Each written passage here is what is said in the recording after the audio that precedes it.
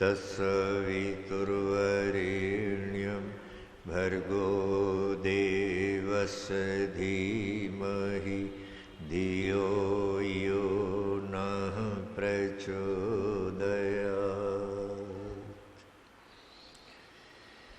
ॐ तं हिना पिता वसु तं माता सतक्रतु भूविथ अधाते सुम्नमीमहे। ॐ यां मेधां देवगणा पितरश्युपासते तया ममध्यमेधयाग्निमेधाविनं कुरुषः।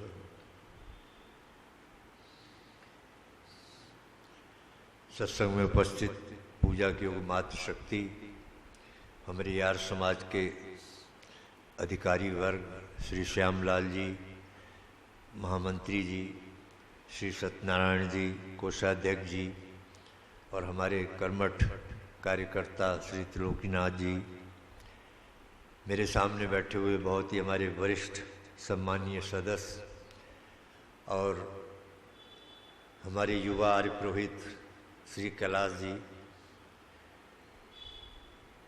और उपस्थित सभी सज्जन वृंद, ईश्वर की कृपा से आप सबके सहयोग से ये चिंतन करने का अवसर प्राप्त होता है।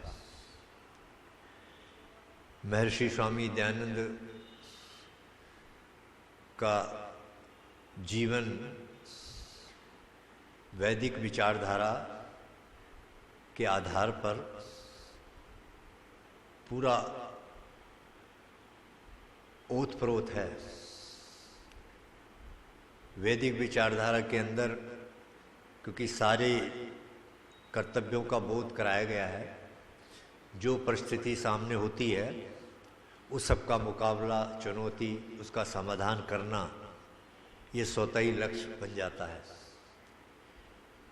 स्वामी दयानंद के समय में ये देश गुलाम था और हम पराधीन थे, तो स्वामी दयानंद ने सबसे पहले इसी चुनौती को स्वीकार किया कि पहले देश को आज़ाद कराया जाए। और इतिहास गवाह है कि उन्हीं की प्रेरणा से, उनके मार्गदर्शन में तमाम लोगों ने देश को आज़ाद कराने का संकल्प लेकर अपनी जीवन की आहुतियाँ दी।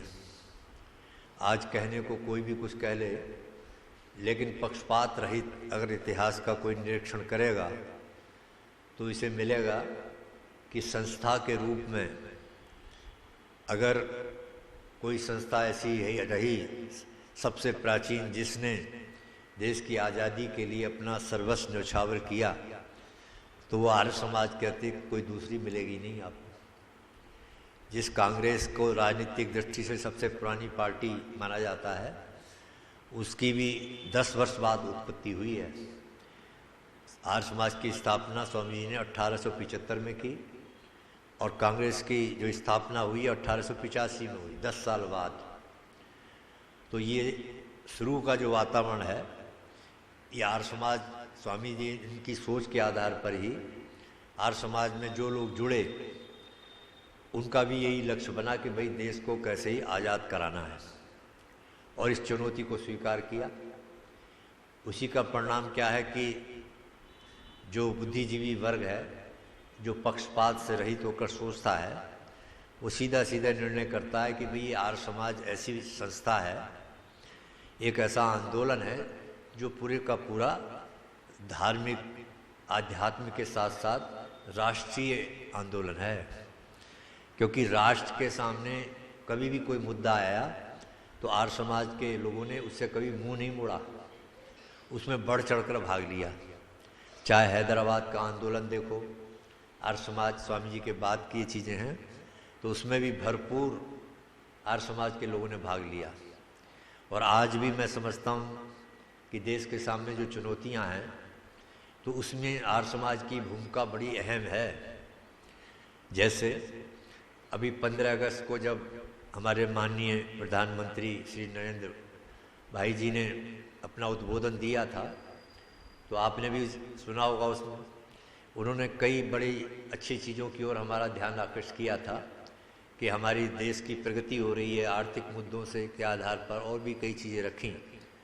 लेकिन उन्होंने बाद में अपने उस प्रवचन में थोड़ा चिंता भी व्यक्त की और उन्होंने कहा कि आज हमारे देश के सामने सबसे बड़ी जो चुनौती है वो 3 बातों की है। 3 चीज़ें ऐसी हैं जो देश की प्रगति में बाधक हैं। तो उन्होंने गिनाई वो 3 चीज़ें कौन कौन, तो आपको ध्यान आ रहा होगा। नंबर 1 पर बोले वो भ्रष्टाचार, दूसरे नंबर पर बोले परिवारवाद, और तीसरे नंबर पर बोला उन्होंने तुष्टीकरण। ये 3 शत्रु हैं आज देश के सामने, इनका मुकाबला करना है सब देशवासियों को। तो जब हमने भी सुना और आज आप भी सुनते हैं, तो अब इसमें हम विचार करते हैं कि भाई आर्य समाज की क्या भूमिका है इन सब शत्रुओं से लड़ने के लिए। आर्य समाज के पास क्या कार्यक्रम है, क्या सोच है, तो ये समाज के अंदर जानी चाहिए, इसका प्रचार होना चाहिए। और इसमें एक मुद्दे पर आज हम बात करते हैं, जैसे भ्रष्टाचार को लीजिए आप। अब भ्रष्टाचार के लिए ये तो अनुभव हो रहा है कि बहुत ये गहरी समस्या है, और कई बार बीच के काल में हमने देखा बड़े बड़े आंदोलन भी हुए हैं इसको लेकर। अन्ना हजारे जैसे ने भी आंदोलन किया था, और आपको ध्यान होगा कि देशवासियों ने इसकी गंभीरता को समझकर उसमें काफ़ी सहयोग किया, बहुत लोग जुड़ गए उसमें, तमाम युवा पीढ़ी जुड़ गई। क्योंकि भ्रष्टाचार जो समझ रहा है, थोड़ा सा भी दूरदृष्टि रखता है, उसे समझ में आ रही है कि ये खोखला कर रहा है समाज को, ये बहुत बड़ी चुनौती है, ये हमारी सारी प्रगति में बाधा डाल रही है। और स्थिति बड़ी विचित्र बन गई है। जैसे आज हालत क्या है, कुछ लोग कहते हैं कि साहब शिक्षा का अगर प्रचार होगा, शिक्षा बढ़ेगी, तो ये जो समस्या है इसका हल किया जा सकता है, शिक्षित होना चाहिए समाज। कई बार लगता है, कुछ उदाहरण से भी ये बात समझ में आती है। जैसे मैं एक विषय को सरल करने के लिए एक चुटकुला सुनाता हूँ कि एक गांव में कुछ लोग थे, उन्होंने सुना था भाई मुंबई में बहुत ऊंचे ऊंचे मकान होते हैं, लेकिन कभी मुंबई देखी नहीं थी कि मुंबई कैसी है, कैसे। तो उनका एक गांव के बीच में एक व्यक्ति था जो मुंबई होकर आया था, देख आया था। तो सब लोगों ने प्रोग्राम बनाया कि भाई हमें भी मुंबई दिखाओ, कैसी है, कितनी बड़ी ऊंची ऊंची बताते हैं, 25-25 मंजिली बिल्डिंगें हैं। तो खैर प्रोग्राम बन गया, वो रिंग लीडर के साथ 8-10 लोग जाने को तैयार हो गए, चले गए। अब जब चले गए मुंबई पहुँचे तो वहाँ देखा उन्होंने कि बड़ी बड़ी 25-25 मंजिल इमारतें, उन्होंने बेचारों ने गांव में फूस की झोपड़ी, एक एक मंजिल कच्चे मकान देखे। अब एक बड़ी सी बिल्डिंग के सामने खड़े होकर वो देख रहे थे सबके सब, और ये विचार कर रहे थे कि यार ये इतनी ऊपर सामान कैसे गया होगा, ईंटें कैसे पहुंची होंगी, लोहा कैसे पहुंचा होगा, ये चर्चा कर रहे आपस में। इतने में क्या हुआ कि दूर से एक पुलिस वाले ने देख लिया उन्हें, और पुलिस वाले ने जब देखा तो वेशभूषा से समझ ही जाते हैं कि बाहर के लोग हैं, तो आ गया डंडा फटकारते हुए, और उसके पास आके डंडा फटकार के बोला क्या देख रहे हो। तो घबरा गए थोड़ा गांव के लोग, सीधे साधे पुलिस वाले। तो कहने लगा, और तो सब चुप रहे, जो उनका रिंग लीडर था वो ही बोला कि सर ये हम बिल्डिंग इमारत देख रहे थे। तो उसने पूछा कौन सी मंजिल देख रहे थे, तो वही बोला साहब हम 8वीं मंजिल देख रहे थे। तो उसने कहा अच्छा 8वीं मंजिल देख रहे थे, बोले हाँ। तो बोले निकालो 8 रुपये। अब वो उन्होंने सोचा कोई टैक्स वैक्स लगता होगा कुछ देखने का, गांव के लोग बेचारे कौन झंझट में पड़े, 8 रुपये दे दिए निकाल के, और पुलिस वाला अपना लेके चल पड़ा। अब वो आपस में बात करने लगे गांव के लोग आपस में कि भाई देखो ये 8 रुपये चले गए, तो नुकसान हो गया 8 रुपये का। तो जो उनका रिंग लीडर था वो कहने लगा 8 रुपये नहीं, मैंने तो 7 रुपये बचा लिए। तो बोले कैसे, बोले देख तो हम 15वीं बिल्डिंग रहे थे, 15वीं जो इमारत थी, लेकिन मैंने झूठ बोल दिया कि 8वीं देख रहे हैं, इसलिए 7 रुपये बच गए। बिल्कुल आज समाज की यही स्थिति हो गई है कि हर आदमी एक दूसरे को धोखा देने में लगा हुआ है। देखो क्या वातावरण बन गया, सारे आप जैसे पुराने लोग बैठे हैं, कितना परिवर्तन हो गया आज समाज के अंदर।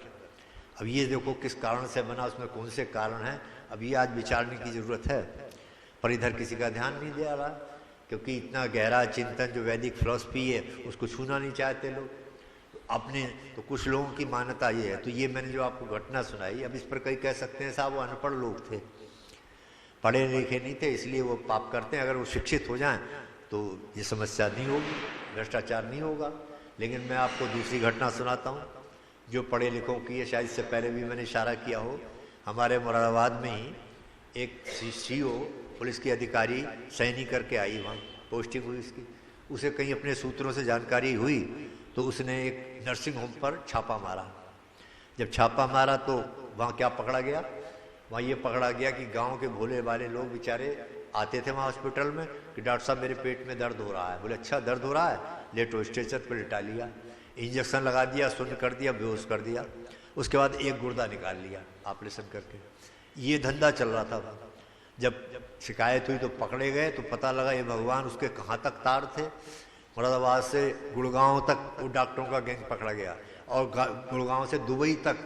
बोले ये धंधा चल रहा था, करोड़ों रुपए का व्यापार हो रहा था गुर्दों के नाम पर कि अच्छे गुर्दे खराब हो जाते हैं, लोग बदल देते हैं, पैसा ले रहे हैं कई कई लाख रुपए ये डॉक्टरों का। अब ये जब घटना घटी और आपको भी मैंने सुनाई तो ये अब सोचने को विवश कर रही है कि हम तो सोचते हैं कि अनपढ़ लोग जो पढ़े लिखे नहीं हैं वही भ्रष्टाचारी हैं।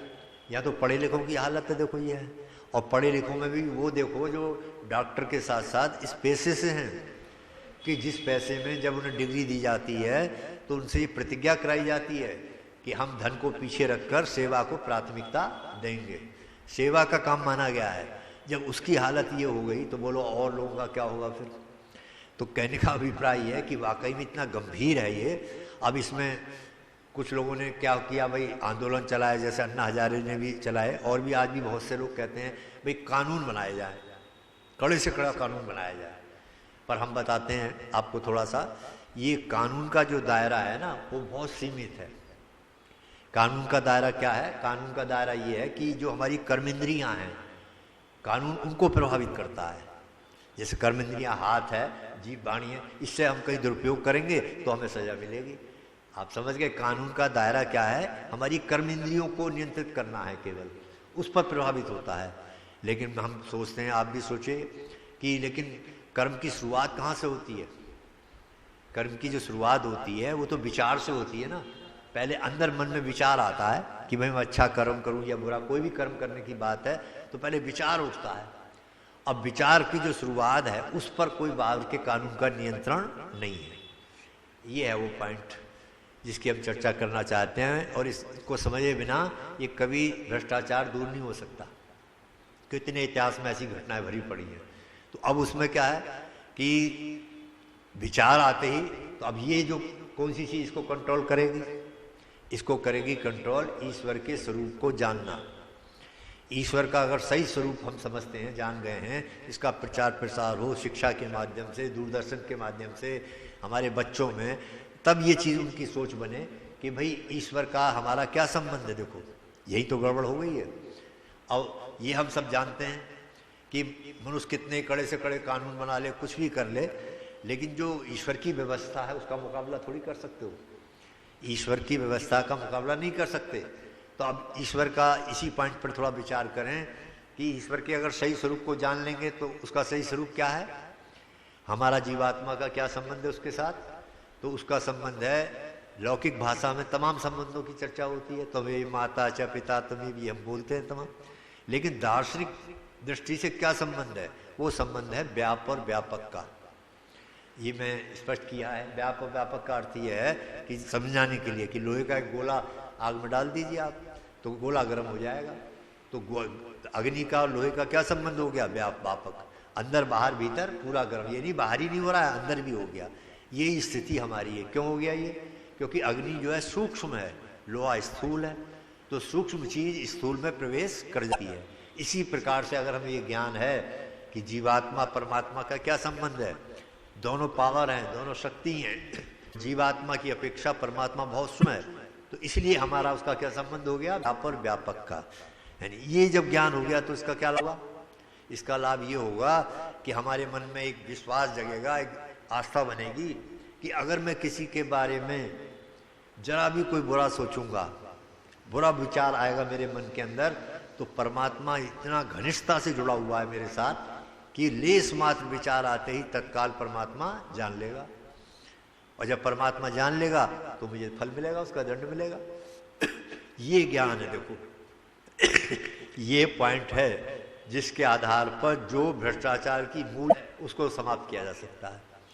बाकी कानून बनाइए आप, तो कानूनों का दायरा मैंने बताया ना, बाहर कर्म इंद्रियों को नियंत्रित करता है, लेकिन कर्म की शुरुआत कहाँ से हो रही है? अंदर से होती है। पहले विचार उठता है मन अच्छा या बुरा, तो उस विचार पर नियंत्रण करना बाहर के कानूनों के दायरे से बाहर है। उसको नियंत्रण करती है ये हमारी आध्यात्मिक विचारधारा, अर्थात ईश्वर के सही स्वरूप के आधार पर हमारा वो कंट्रोल होता है। लेकिन आज देख लो लोगों ने क्या कर दिया, आज लोगों ने क्या कर दिया, आज लोगों ने ईश्वर को दूर कर दिया अपने से दूर कर दूरी कर बना ली। और दूरी किसी ने अपने मंदिर में, किसी ने मस्जिद में, कहीं दूसरे आसमान पर, कहीं सातवें आसमान पर। और इसका परिणाम क्या हो गया? एक समाज में एक विचारधारा फैल गई, एक धारणा बन गई कि बस ईश्वर मंदिर में है, हम दुकान पर बैठकर कुछ भी करते रहें, वहाँ कोई मतलब नहीं है। घर में हम कहीं कुछ और करें, वहाँ कोई मतलब नहीं है। सरकारी नौकरी में कुछ करते रहें, वहाँ कोई मतलब नहीं है।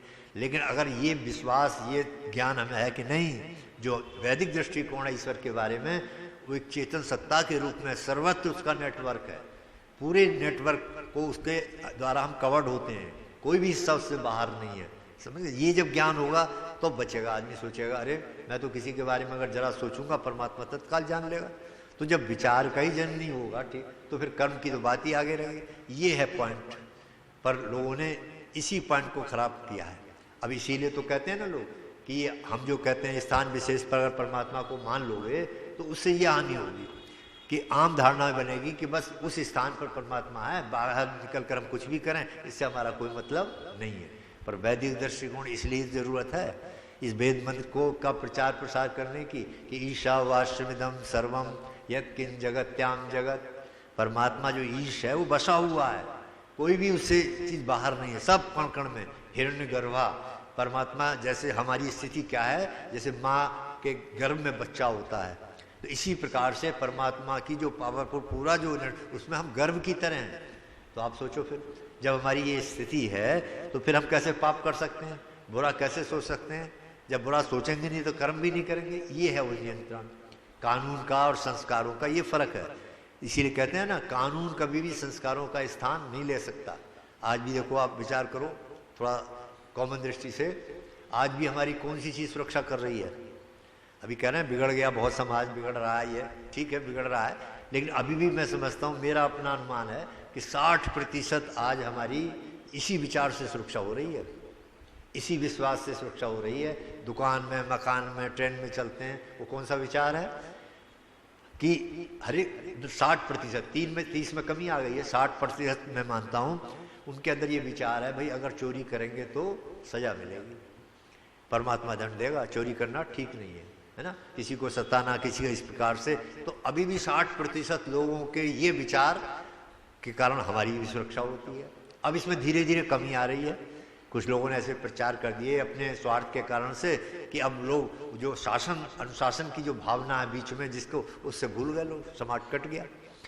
महर्षि स्वामी दयानंद और हमारा जो वैदिक दृष्टिकोण है, उस भ्रष्टाचारी की बुराई के लिए ये पहली का साधन मानता है कि अगर इस बुराई को दूर करना है तब तक ईश्वर की व्यवस्था को नहीं समझा जाएगा, तब तक ये दूर नहीं हो सकता। अब देखो, अभी शिक्षित की बात हो रही थी, यहाँ भी उदाहरण आ रहा है, रोज हम मंत्र बोलते हो आप, या आत्मदा बलदा यस विश्वपास्ते प्रशिषम यस देवा यस छायामृतम यस मृत्यु कस्मई देवाय हविषा विधेम। क्या अर्थ किया स्वामी ने इसका?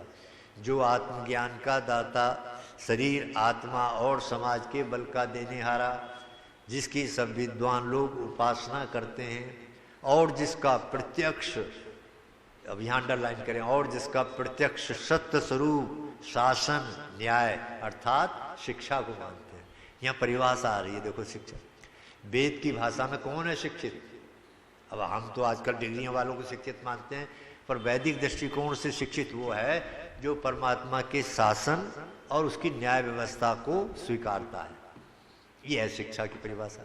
अब इसी को व्यवहार में घटा के देख लीजिए आप, हर प्राणी संसार का सभी लोग इसको समझ लेंगे कि परमात्मा का शासन है।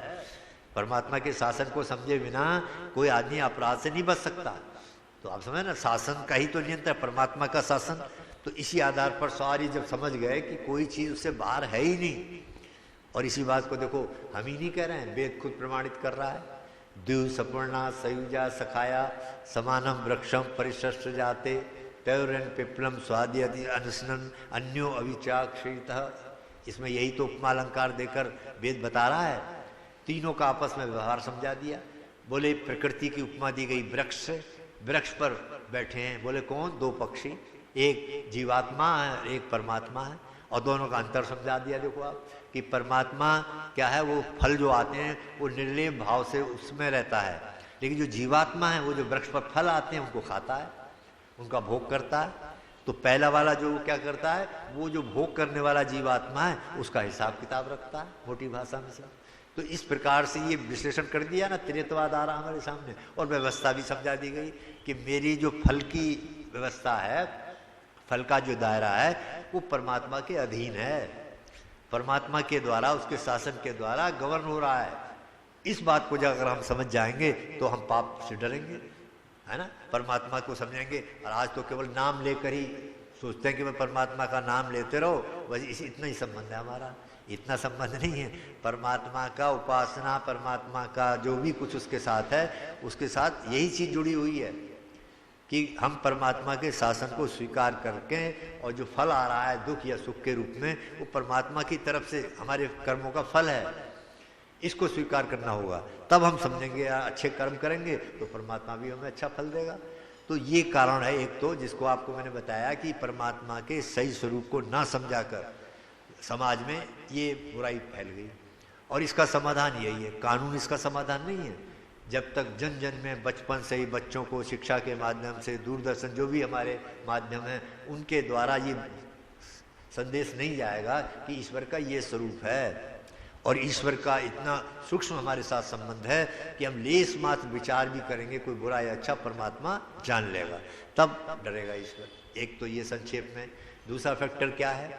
दूसरा फैक्टर है भ्रष्टाचार को दूर करने के लिए समाज में जिसने बढ़ावा दे रखा है, वो ये है कि हमारे यहाँ धार्मिक क्षेत्रों में पापों के जो फल है उससे मुक्ति के साधन बता दिए लोगों को। ये है दूसरा कारण जो भ्रष्टाचार नहीं रुक रहा। उसमें यह है कि समाज में ये प्रचारित कर दिया है लोगों ने कि भाई कितना ही कुछ गलत काम करो, और उसके बाद में कई और रास्ते भी निकाल दिए लोगों ने। बोले तुम्हें मुक्ति मिल जाएगी, पाप से बरी हो जाओगे। तो जब पाप से बरी होने की स्थिति आ जाएगी तो पाप से क्यों डरेगा फिर आदमी करने? बोले मैं तो साधन करूंगा। और तमाम ऐसी घटनाएं हमारे सामने हैं कि जिसके द्वारा जब पापों से बरी बनने, आज हमारी न्यायपालिका क्यों फेल है? वो इसी कारण तो फेल हो रही है। तो उसके दो कारण हैं। एक तो कारण ये है कि भ्रष्टाचार का बोलबाला वहाँ भी है और साधन है कई। दूसरा एक कारण ये है कि वो जो जज है, जहाँ घटना घटती है वो वहाँ मौके पे नहीं होता, तो वो न्याय पे किस आधार पर करता है? एविडेंस के आधार पर, साक्ष्यों के आधार पर निर्णय करता है। तो अब समझिए, अब साक्ष्य तो गलत और सही हो सकते हैं, उस आधार पर निर्णय गलत और सही भी हो जाता है। इसका प्रमाण तो पर हमारी जो व्यवस्था है ईश्वर की, तो परमात्मा का जब ये ज्ञान होगा कि ईश्वर जहाँ घटना घट रही है, पाप कर रहे हैं, पुण्य कर रहे हैं, वो पहले से मौजूद है, उसे किसी बाह्य साक्ष्य की जरूरत नहीं है। वो निर्णय करने में पूर्व शक्तिमान है, इसी किसी बाहर के साधन की जरूरत नहीं है। ये जब हमारे ज्ञान में होगा। पर लोगों ने देखो इसमें भी खराबी डाल दी, भटका दिया लोगों को, और कितने लोग भटकते रहते हैं। एक चर्चा आती है हमारे आर्य समाज के इतिहास में ही, एक डाकू मुगला डाका डालने के लिए आया एक गांव में।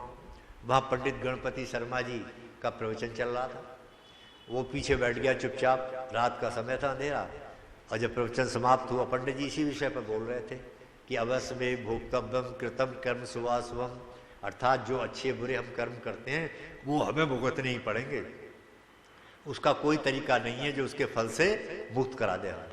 ये विषय पर चर्चा कर रहे थे। वो डाकू मुगला भी बैठा सुनता रहा, उसको भी लग गई थोड़ी सी बात अंदर। जब पब्लिक चली गई तो डाकू जो था पंडित जी के पीछे पीछे जहाँ ठहरे थे वो पहुँच चला गया, और वह जाकर पंडित जी से कहा, अपना परिचय दिया, और फिर बाद में पूछा कि पंडित जी अभी आप जो ये बोल रहे थे तो क्या ये बात सही है कि बिना कर्मों का फल भोगे उससे मुक्ति नहीं मिलती? तो पंडित जी ने कहा ये मेरी बात थोड़ी है, ये तो वेद की बात है, वेद के आधार पर हमारे शास्त्र कह रहे हैं, और उन्होंने ये सब हमें बताया है, और सृष्टि का व्यवहार भी हमें बता रहा है ये। तो डाकू मुगला ने कहा नहीं, मैं तो सोचता हूँ कि, तो उसने अपना परिचय दे दिया, मैं लूटता हूँ, ये करता हूँ, तो उसमें से इतने प्रतिशत जो है ये मैं अच्छे काम में कर देता हूँ, लंगर कर देता हूँ, कोई मंदिर बनवा देता हूँ, कुछ ये करता हूँ, दान किसी बेटी। तो पंडित जी ने कहा नहीं, ये व्यवस्था उस जो तुम अच्छे काम करते हो उसका फल अलग है, लेकिन जो तुम बुरे कर्म करें उसका फल अलग है। तो बोले हम तो सोचते हैं कि ये आपस में कम करता हूँ तो मुझे उससे मुक्ति मिल जाएगी। और आज भी देखो अधिकांश अपने समाज में भी यही धारणा बनी हुई है, लोग इसीलिए तो नहीं डर रहे पाप से। और कई लोगों ने, पैसे वाले तो ये बड़े बड़े कुकर्म करके आते हैं और हमारे हरिद्वार पर आकर लंगर कराते हैं, है ना, और वहाँ उल्टे सीधे काम करके धन कमाया होता है, उसको वहाँ पर प्रायश्चित के रूप में लेकर आते हैं। तो उनकी सोच क्या है कि वहाँ गलत किया है, अच्छा कर दो बराबर हो जाएगा, पर ये गलत सिद्धांत है। कई बार हम बच्चों से पूछते हैं ना, और आप भी देखो क्या स्थिति कर्म फिलॉसफी की, हम बालकों से पूछते हैं बताओ बच्चों ये 10 भैंसें और 5 गायें दोनों का टोटल कितना हुआ? तो प्राय बच्चे एकदम से उत्तर दे देते हैं आचार्य जी 15 हुआ, 15। लेकिन जो थोड़ा सा बीज गणित आदि का जिन्हें ज्ञान है वो इसका उत्तर देते हैं सही, वो समझते हैं कि ये उत्तर गलत है, क्योंकि 10 भैंसें और 5 गायें का जोड़ कितना हुआ? 15 हो गया। ये उत्तर इसलिए गलत है कि बीज गणित में आपने पढ़ा होगा सजातीय सजातीय में जुड़ता है और विजातीय विजातीय में जुड़ता है। सजातीय विजातीय में माइनस प्लस नहीं हो सकता, अर्थात गायों की अलग जाती है और भैंसों की अलग जाती है, वो उसमें जोड़ घट नहीं सकते। बिल्कुल यही कर्म फिलॉसफी है। जो हम सोचते हैं कि माइनस प्लस हो जाएंगे अच्छे बुरे, नहीं, वो उसकी अलग उसका अलग बैरोमीटर चल रहा है। जो अच्छे आपके कर्म है उसके आधार पर हमें अलग फल मिलेगा, लेकिन जो बुरे कर्म हमने अगर किए हैं, गलती हुई है, तो उनका तो फल भुगतना नहीं पड़ेगा। अगर इसमें आप छूट दे देंगे तो लोग डरेंगे नहीं फिर पाप करने से। यही तो हो रहा है आज, लोगों ने छूट दे दी कि हमें धन चढ़ा दो, हमसे प्रमाण पत्र ले लो, गंगा में स्नान। कितने लोगों ने तरीके आप सब जानते हो, हर संस्था के पीछे इसीलिए तो भीड़ आ रही है वहाँ। आपके यहाँ जो वैदिक विचारधारा से वो हर आदमी नहीं जुड़ सकता, वो इसलिए नहीं जुड़ पाता क्योंकि हमारा सिद्धांत ये है कि नहीं भाई जो तुमने किया उसका फल तो भुगतना पड़ेगा, अच्छे या बुरे हो।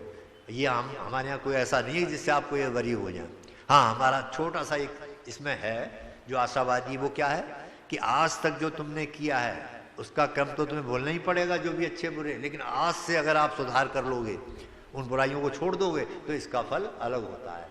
और इसका फल क्या होगा कि भगवान स्वामी जी के अगर विश्लेषण करें उनके चिंतन पर, तो इसका निष्कर्ष ये निकलता है कि फिर आज से हमारे अच्छे कर्मों का परिणाम होगा कि भगवान हमें इतनी शक्ति दे देगा परमात्मा कि वो जो दुख आएंगे उन्हें हम हंसते हंसते सह लेंगे। तब स्वामी लिखते हैं क्या साधारण बात है, दुख तो आएंगे लेकिन हम हंसते हंसते बर्दाश्त कर लेंगे। मैं एक सरल उदाहरण देकर इस बात को बड़ा साफ करता हूँ बच्चों में खासकर। कल्पना करो मेरी जेब में अभी यहाँ पर 50 रुपये हैं, मैं नीचे उतरा तो मुझे एहसास हुआ अरे गिर गए यार, कहीं गिर गए रास्ते में 50 रुपये, तो मुझे दुख हुआ कि नहीं हुआ? 50 रुपये खोने का दुख तो हुआ, लेकिन जब मैं वहाँ पहुँचा आगे चढ़कर वहाँ अपने सहजपुर भोगा की समाज में, तो वहाँ मुझे 100 रुपये मिल गए, पड़े हुए थे वहाँ 100 रुपये मिल गए। अब बोलो आप इसका प्रभाव क्या होगा? जो 50 रुपये खोए उसका अस्तित्व तो बना हुआ है ना, लेकिन वो 100 रुपये जो मिल गए उसका जो सुख है वो उसमें उसको समाहित हो गया कि मैं भूल गया कि 50 रुपये मिले लेकिन यहाँ 100 मिल गए। यहाँ तो यही स्थिति है, बस फल मिलेगा बुरे कर्म को, लेकिन जैसे 50 हुआ दुख तो है वहाँ पर ना, अस्तित्व भी है, लेकिन वहाँ जो 100 मिल गए वो उसमें कवर्ड हो गया। इसी को एक और उदाहरण से समझ लो, आप तालाब में जाओ, जब पानी रुका हुआ है, आप छोटा पत्थर लो एक बड़ा पत्थर लो, छोटा पत्थर आप डालो उसमें तो एक लहर उठेगी किनारे की तरफ जाएगी, अब थोड़ी देर बाद बड़ा पत्थर डाल दो तो बड़ी लहर उठेगी, और क्या करेगी जो पहली वाली छोटी लहर उठी थी उसको किनारे से पहुंचने से पहले ही उसको कवर कर लेगी। वह यही कर्म फिलॉसफी है, अर्थात पहले जो डाला तो उसका प्रभाव तो है ना, वो लहर तो बनी हुई है, लेकिन बाद का जो आपका अच्छा कर्म था, इतने बढ़िया कर्म आपने बाद में किए कि उसको कवर कर लिया उसने, यही कर्म। अर्थात हमारे यहाँ माफ़ी नहीं है, हमारे यहाँ ये है कि आज तक जो वो तो आएगा उसका सदुख भुगतनी है, लेकिन आज से अगर अच्छे कर्म करोगे तो भगवान तुम्हारे अंदर वो शक्ति सामर्थ्य दे देगा कि उन दुखों को आप हंसते हंसते सह लेंगे। ये फिलॉसफी, इस आधार पर अगर चिंतन और समाज के अंदर ये चीज़ें जाएंगी तो मैं समझता हूँ हमारा समाज अच्छा बनेगा, देश की तरक्की होगी। तो भ्रष्टाचार को लेकर जो हमारे माननीय प्रधानमंत्री ने संकेत किया, तो आर्य समाज का ये दृष्टिकोण है कि ईश्वर के स्वरूप को जनता के बीच में अच्छे से रखा जाए, वो सर्वव्यापक के रूप में कि हर जगह है, उसकी न्यायपालिका पर विश्वास किया जाए, वो न्यायाधीश है, उसके न्याय को कोई भी बच नहीं सकते उसके न्याय पर। और तीसरी चीज़ कि किए हुए कर्म जो हम करते हैं उसका फल निश्चित ही हमें भुगतना पड़ेगा। तो इस धारणा, इस विश्वास से मनुष्य जो है भ्रष्टाचार जैसी समस्या से दूर हटेगा, समाज का भी लाभ होगा और हमारा भी लक्ष्य पूरा होगा। ओम शम। ओम द्यौ शांति अंतरिक्षगम शांति पृथ्वी शांतिराप शांतिरोषधयः शांति वनस्पतयः शांतिर्विश्वे देवः शांति ब्रह्म सर्वगुण शांति शांतिरेव शांति साम शांतिरेधि ओम शांति शांति शांति। जो बोले सो अभय सत्य सनातन वैदिक धर्म की जय। महर्षि देव दयानंद की जय हो। मर्यादा पुरुषोत्तम श्री रामचंद्र महाराज की जय हो। योगी राज श्री कृष्णचंद्र महाराज की जय हो। भारत माता की जय हो। गौ माता का पालन हो। आर्य समाज अमर रहे। वेद की ज्योति जलती रहे। ओम का झंडा ऊंचा रहेगा। सत्यार्थ प्रकाश पढ़ा करो। जीवन को न मोड़ दो। नशा करना छोड़ दो। जो बोले सो अभय वैदिक धर्म की जय। वैदिक ध्वनि ओ